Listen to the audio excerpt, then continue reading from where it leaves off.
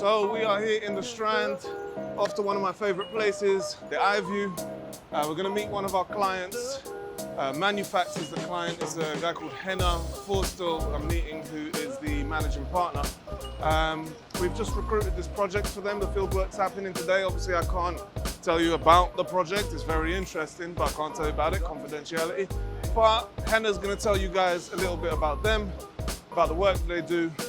And I hope you find it very, very interesting. See you soon. Action. Okay, so look, Henner, thank you so much for meeting me today. Guys, this is Henner Foerstel. Yeah, I got it right? Quite. Almost. From Manufacts over in Germany. Yeah, thank you for giving me the time. Welcome. Tell me a little bit about yourself. You know, how did you get into market research? What was your journey coming in? You know, a lot of people say they just fell into it. Are you going to tell me the same story, or how did it happen? Well, I have to disappoint you. It's quite of the same story that you started with. And it's a long story, I'm afraid. So to make it short. No, don't make it short. I want to know. I started as a true academic, like every market researcher, I guess. So studying social science, human anthropology, also geography. And I wanted to go into an NGO first. So started to study around arid areas, developing countries, and also made a lot of social science around poverty areas, social sciences, urban development. Yeah, really interesting. But then after my studies, I just, as you called it, fell into market research. It was my very first application. I just, went to my first job interview. Which company? It was a company called Media Transfer, which then was purchased by Harris Interactive. Right. So nowadays you may know it as Harris Interactive. That's where I started my career. Right. And as you can see, my hair being gray, it's a long time ago. It's like 22 years ago now. So, all right, so you fell into market research. What made you stay in market research? Why did you love it so much? Well, there's so many aspects I could tell you now. Let's start with, I would say I'm a person who gets bored quite fast. And I would do a job which is always the same, like every day. I would completely get bored out. And market research is the complete opposite. Like each week, maybe just even every day, another brand, another topic, different people. And it's so, let's say, you always have to jump from one topic to the next one. That's really interesting. And also, I'm very curious about other people. I'm really someone who likes to speak to people who are like completely different to yourself, and just get on some level with them. And that's what's triggering me about market research. And as you can see, I'm more the qual type of researcher. You're a classic qual. Yeah. But I can completely relate. I mean, even though I'm not a researcher, as a field worker, I'm on the front line dealing with people. And the funny thing you realize is, man, there's so many different types of personalities. And you know, before you work in something like this, not that you think that everyone's like you, but you kind of have these preconceptions that, well, if I think this, then everyone must think this. And actually, it couldn't be, you know, further from the truth, you know? It's crazy. I mean, if you walk along the street, as a qual market researcher, you want to knock on each door and just go inside and look what it's like, isn't it? Yeah. Well, I can imagine. I mean, I get similar. I start looking at everyone differently if I'm on the tube or something. This person, I wonder. I do a lot of people watching, you know. Yeah. So how did you come to Manufacts? And so you're the managing partner. So does that mean you were part of the founding team, or how did that happen? Yes, I'm actually also the founder of Manufacts, or let's say the founding team, because we founded as 3 people. And we just stayed at a classic full-service research agency, and decided to do our own stuff, and then, well, just founded Manufacts. Made the bold move. How did it come to be? I guess with the 3 of you working together somewhere else then, and just, we can do this. Well, there was again different shades or different things playing together. So I always had the attitude or the inner wish to found my own company. And I also felt, I mean, we founded like 11 years ago, and we then felt that the market is somehow moving, which nowadays you can see clearly, but let's say like 10 years ago, it wasn't to be seen that clearly, but you could see the start of digitalization of online research, of automation in research. Yeah. You could see the start of also, let's say, economical things, like really people more looking on the economic side of market research. And also you could see, let's say, decrease in quality in fieldwork, in conduction of research, when we founded, we wanted to do sort of the Porsche of market research. I know this is very, very bold, but it's true. Everyone says it. And but let's say there must be a true premium in this market. Absolutely. And when we've been at Psychonomics, which is a German full-service research, or which used to be a German full-service research agency, it was purchased by YouGov, which you guys will know. And they just told us, well, guess what? We don't want to do Qual, we don't want to do like KT because it's all not profitable enough. We want to do just digital online research with standard products, you know? And my intention was to do right the opposite of it. Yeah.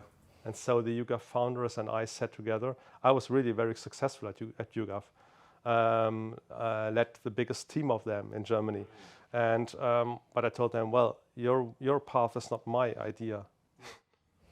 No, I can relate to that kind of, because, you know, guinea pig has become the sort of niche is hard to reach. I never really intended for that to happen, but it's the targets that no one else wants. And I have conversations with people who are in the industry who they prefer their business actually to be more, almost like a factory, just knocking out the easy jobs, because that's more profitable, right? You're going to waste all your time on these really hard targets.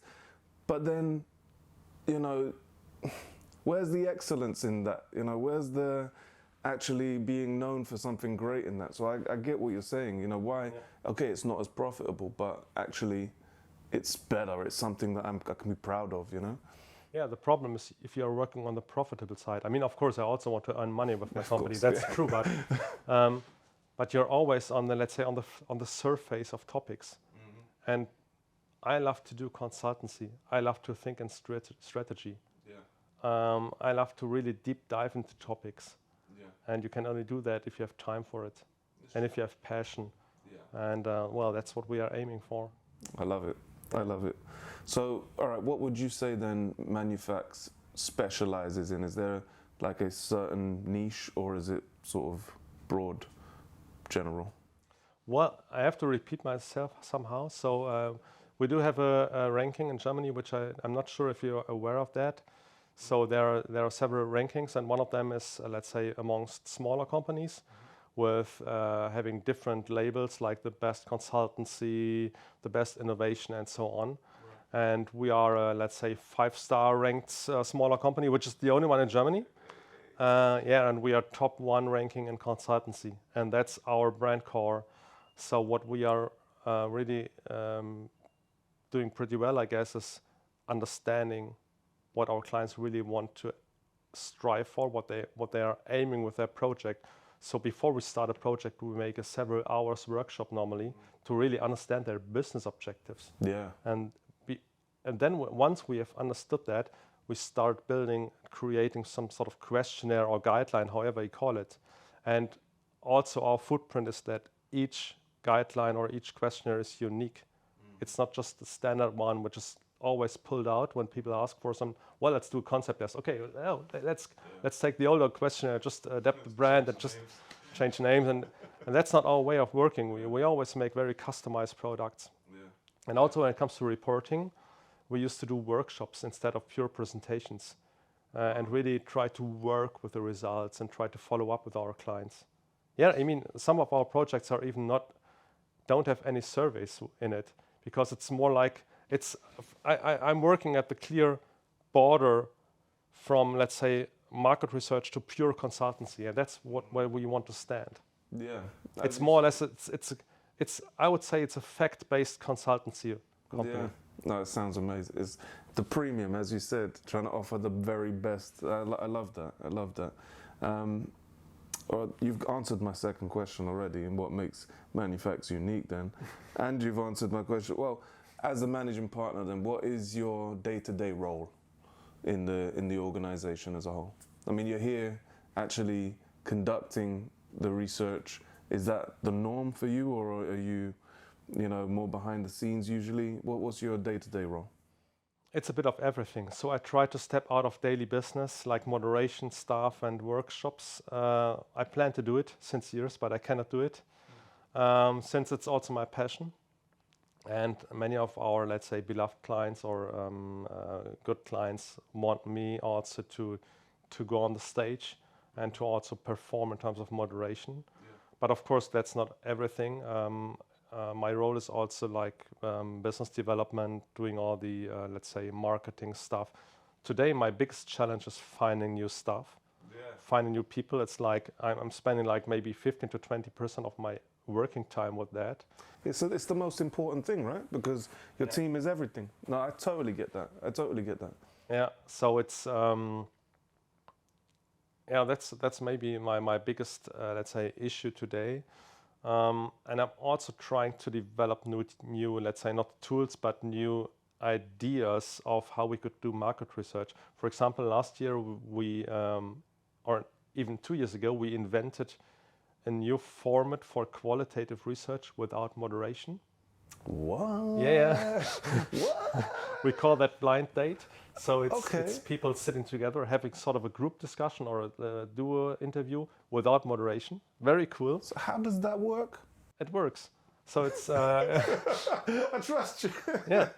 It's more or less the same that we do now. You just have some sort of a trigger that drops in some keywords or questions from time to time. I guess, yeah, and then let it naturally flow.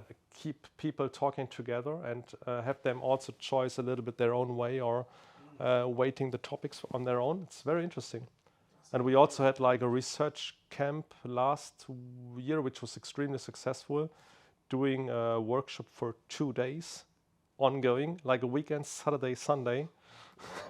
Yeah. A retreat. Yeah. It's it was just like a format being in a posh location with 20 people working all the time, doing different tasks, having some key decision makers from our clients being on site and interacting with the clients also. That's the way we do research, yeah. This is really, really cool. I've never heard of this stuff.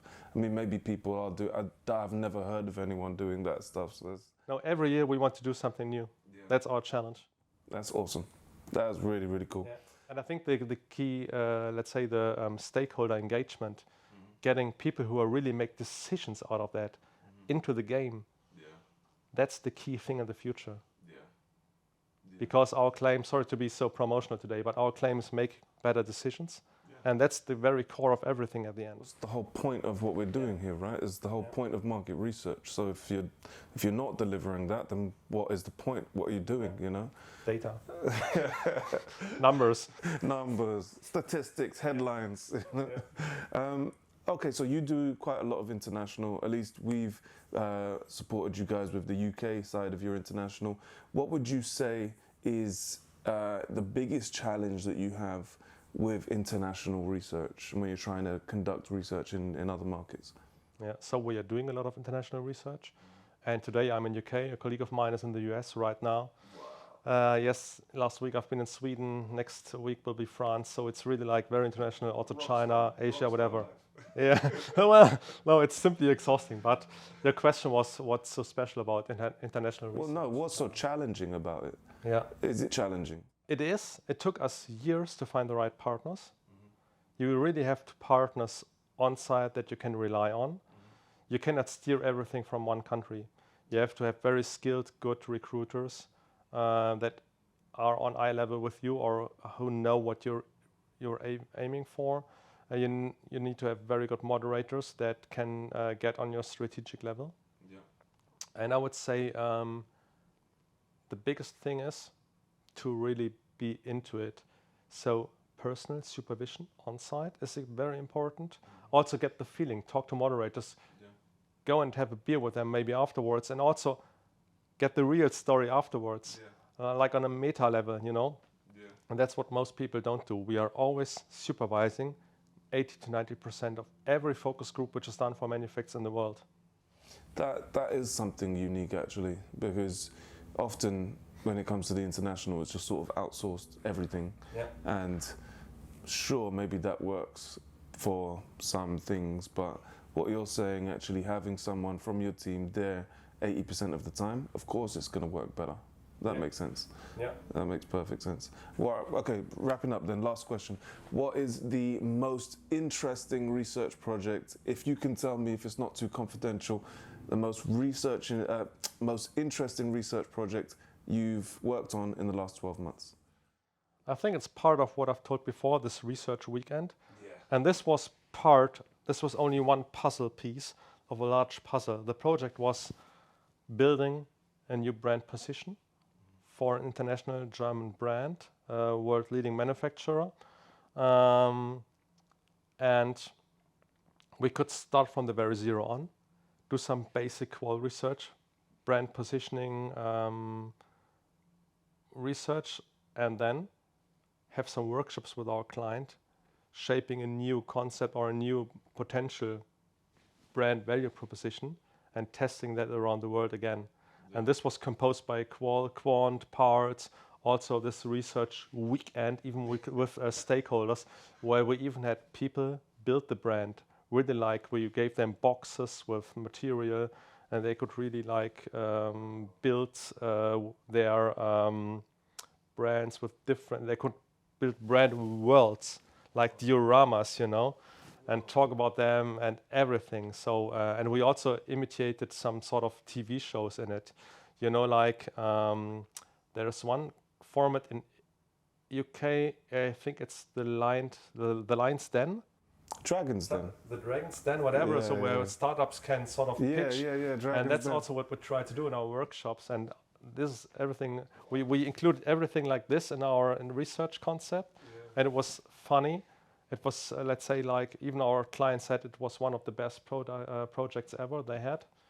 So it was really fun, It sounds awesome. It sounds, if you've got any footage that you can share, I would love to watch that. That sounds amazing.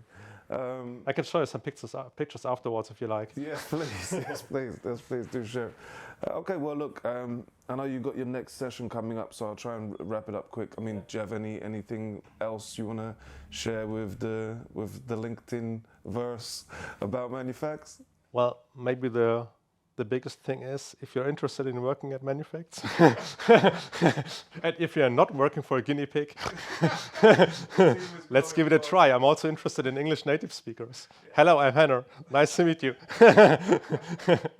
Oh, absolutely. It's really great, actually. So in the UK, we've just had the MRS launch the apprenticeship program. It's like an official researcher's apprenticeship program, which means that people who haven't gone the traditional route, university, you know, gone to the best unis, they can get into research. So I think it's a really exciting time now for, I mean, this is just in the UK. I don't know if there's something like that in Germany. Sort of the same in Germany since a couple of years now. And we already had some apprentices. So, You're one step ahead already then. Well, look, so it's an exciting time to be in research. And yeah, man, thank you. Thank you so much for sharing this time with me. You're welcome. Thank you.